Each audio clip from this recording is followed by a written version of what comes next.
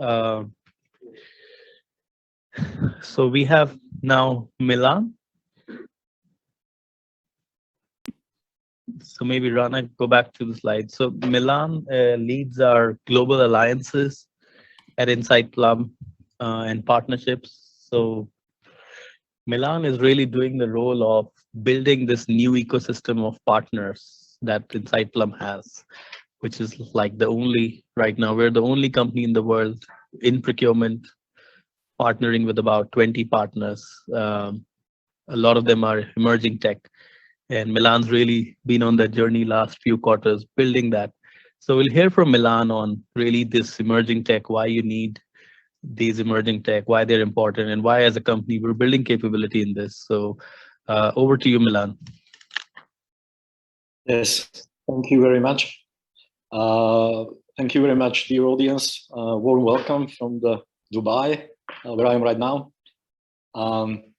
If I may ask for a screen control, it will be much easier for me to move my slide, if that's possible.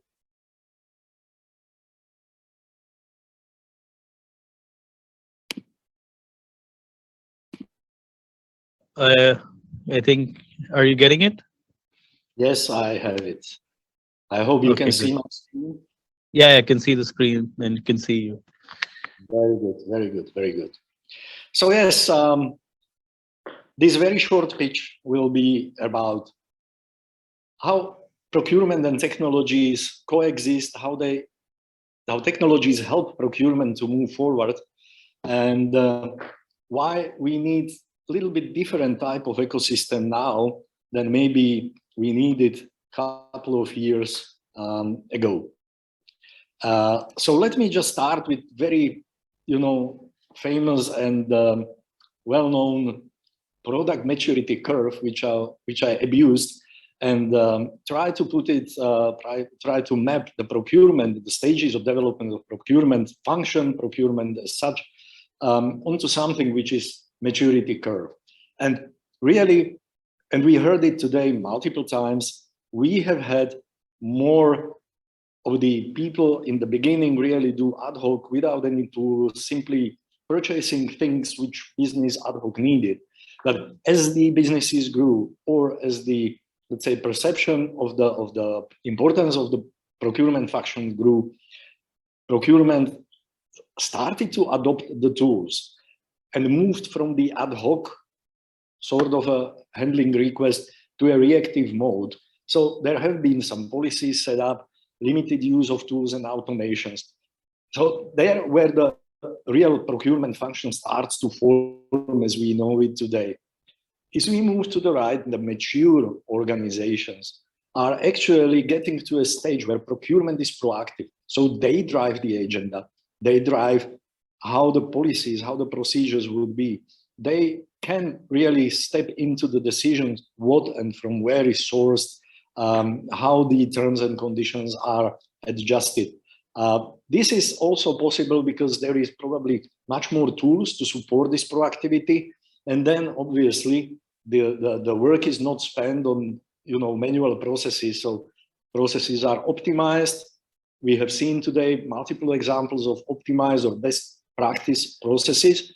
So this is something where some companies are still really at the leftmost side, in the stage of inception.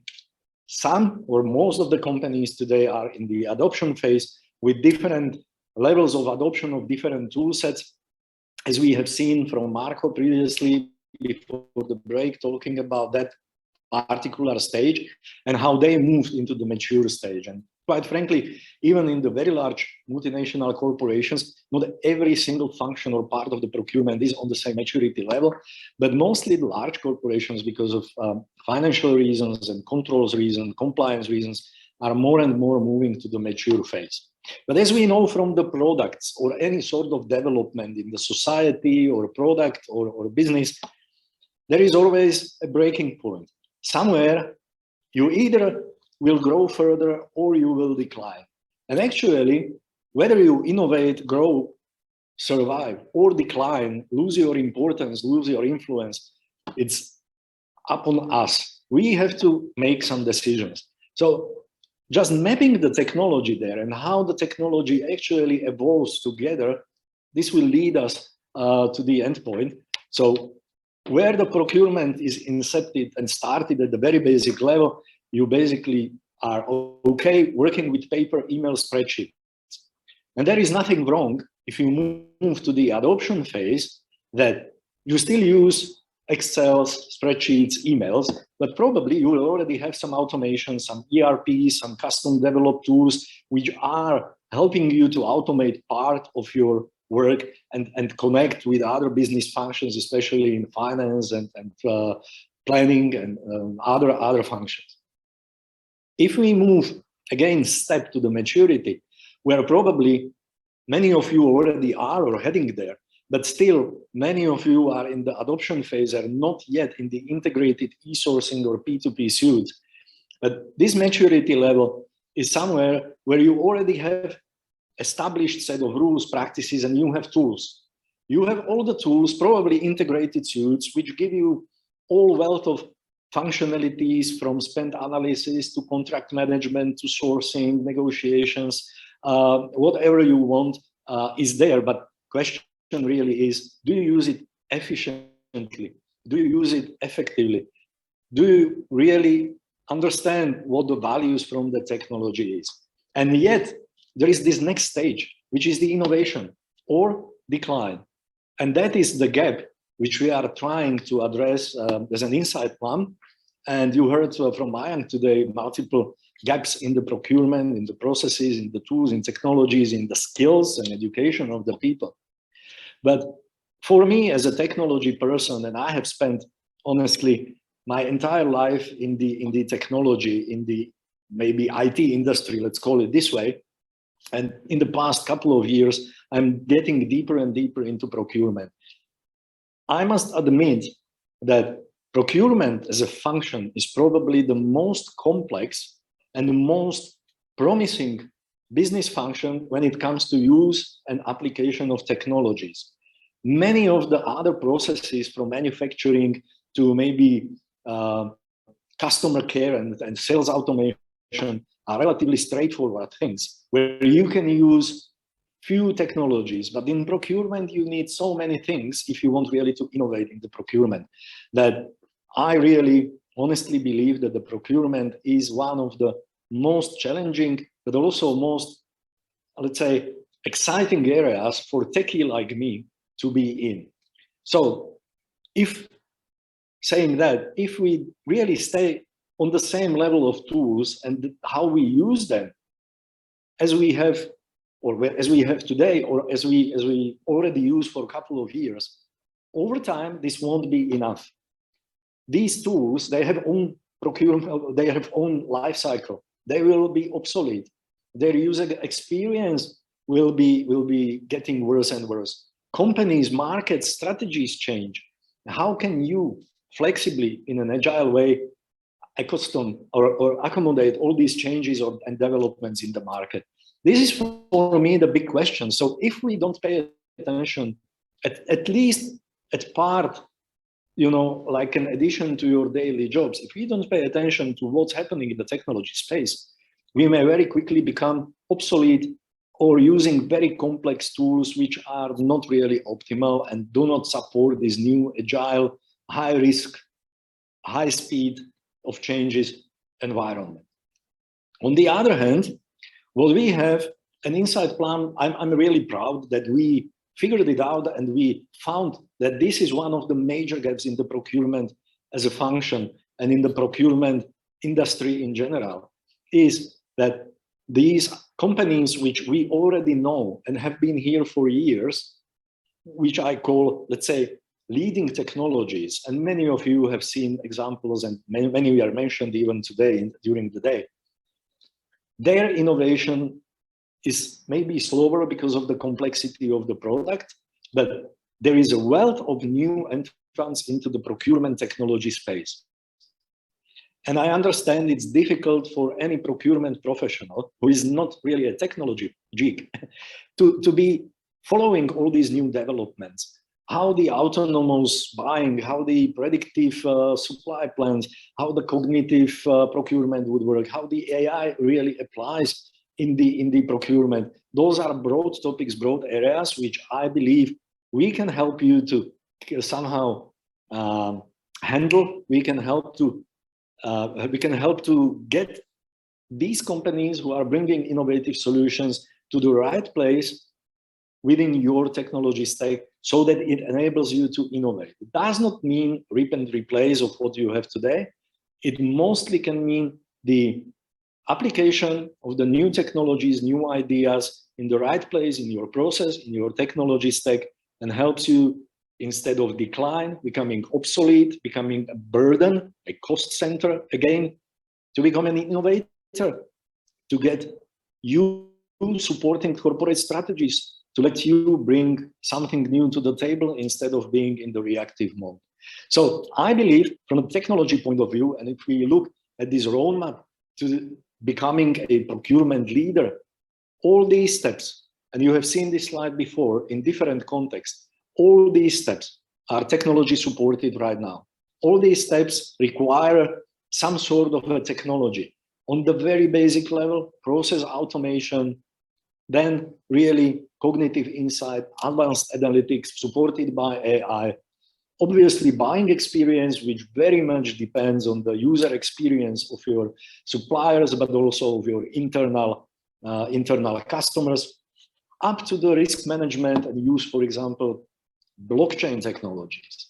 And now imagine what's happening outside in the world, like the metaverse, and there is lots of discussion about metaverse and how metaverses will actually affect our daily life, but also business lives.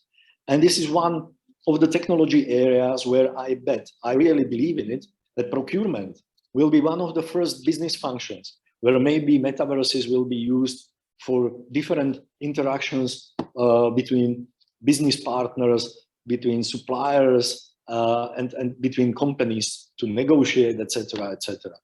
So procurement as a function is really, from a technology perspective, still probably behind other business functions, because believe it or not, although all the technology for the rest of the business is bought by or through procurement people, most of the times procurement people or procurement teams are the last who are served with the technology, as if procurement was an afterthought. But it's actually not like that. So for me, it is extremely important that we together, companies like us, you procurement professionals, raise our voices and make the progress which already has been made in these areas like machine learning, artificial intelligence, blockchains. We bring it together to the decision makers, to people who really set the corporate strategies and say, look, this is where we can help. This is where we actually can create additional value for the company. And the implementations really do not need to be extremely complicated, complex, lengthy, or expensive. So let me shed light on what we are building at Insight Plum, and I'm really privileged that this is something we really are the only company, as I know of, who have both the leading procurement technology vendors, the big names like SAP, like Jagger, like Coupa, Ivalua, as partners. On the other side, we are proactively scanning, screening the procurement technology ecosystem, which is very vibrant, very dynamic. There's lots of startups with a lot of investment getting into it. So these companies are getting really attention from financial institutions because they believe that there is a market and potential in their growth. We have handpicked, tested, tried, and learned about lots of new technologies which cover relatively simple tools for smaller teams or companies on the, let's say, lower to mid-market company size, up to a very specific solutions like the supplier metadata management, like sustainability, or the accounts payable, or the tax compliance companies who have really additional role to your suits or to your traditional vendors, which are mostly companies on the left of the slide. And obviously, we are very seriously looking into those things which from the corporate point of view are also very important in terms of governance and enterprise and social and sustainability. So we are trying also to mix in the companies which have procurement experience, which have procurement links directly within the co-founders, within the product. One of these examples you see in the middle. So from my perspective, Insight Plum is right now, and apologies, this is a little bit of a sales pitch, but I'm really proud of it, genuinely. Probably right now the only company in Europe, here in Middle East as well, that we have collected a strong suite of partners, large and small, the companies who run the biggest, largest companies, but also procurement technology companies who can complement, enrich, and bring completely new view, for example, on your spend data, or automate processes which up to now you have not been able to automate, or manage contracts in a way which opens the drawers, what Mayank said before. You have a digital storage for your contracts, but if you don't see what is in the contract, what the clauses are, what the deadlines are, what the penalties are, when the renewal dates are, etc., the contracts are more or less useless. So these are the technologies we are trying to bring and combine on with the suits or with the leading technologies as we know them. So companies who are established and already in the market, but many of the new solutions also can fulfill more complete role in your, let's say, company, in your procurement function, in this growth phase at the beginning, when you move from the inception to the advancing level up to the maturity. So this is our current ecosystem, but we are not stopping here. We will grow in the future by few selected partners. Again, it's not like we partner with everybody. It really needs to make sense. It needs to provide some unique value for you as a customer. And we need to be able to really articulate this value very well, because without it, it's very difficult to adjust the project or the need for that particular technology. So let me now briefly spend a little bit more time on how you can tap our ecosystem through us or with us in a collaboration. We obviously understand the technology side as well as the procurement processes and supply chain management part of it.